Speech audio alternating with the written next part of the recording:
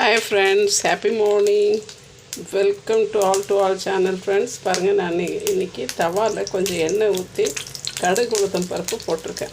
இந்த எண்ணெயை வந்து கொஞ்சம் நல்லா இப்படி ஸ்ப்ரெட் பண்ணி விட்டுக்கலாம். இப்போ நம்மளுடைய கடுகு வந்து வெடிக்க ஸ்டார்ட் ஆகிடுச்சு. இப்போ இதுக்கு நான் வெங்காயம் சேர்த்துறேன். ஃப்ரெண்ட்ஸ் நான் வெங்காயமும் கருவேப்பிலையும் சேர்த்தாச்சு. இதை கொஞ்சம் நல்லா வதக்கிக்கலாம்.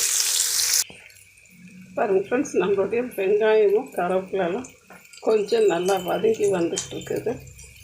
இப்போ நான் வந்து இதில் கொஞ்சம் எள்ளு பொடி, ஒரு சின்ன ஸ்பூன் அளவுக்கு எள்ளு பொடி சேர்க்குறேன்.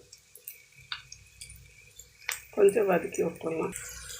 பாருங்கள் ஃப்ரெண்ட்ஸ், நான் இட்லி பொடி சேர்த்துறேன். இட்லி எள்ளு பொடி சேர்த்தேன். இப்போ இட்லி பருப்பு பொடி சேர்க்குறேன். 2 பொடியும் சேர்த்துருக்கேன்.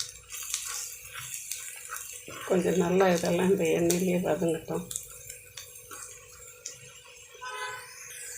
ஃப்ரெண்ட்ஸ், எல்லாம் நல்லா வதங்கி வருது.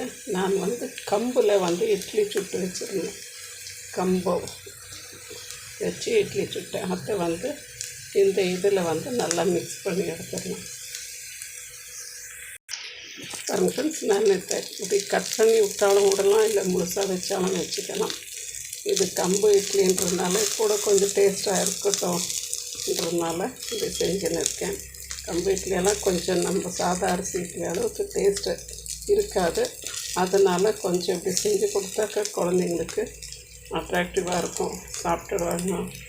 ஸோ இப்படி செஞ்சுன்னு இருக்கேன்.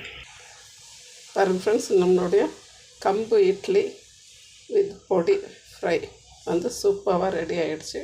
இது ரொம்ப டேஸ்டி, ரொம்ப ஹெல்த்தியான டிஷ்ஷு. ப்ளீஸ் ஷேர் பண்ணுங்கள், லைக் பண்ணுங்கள், சப்ஸ்கிரைப் பண்ணுங்கள் ஃப்ரெண்ட்ஸ். தேங்க்யூ ஃபார் வாட்சிங்.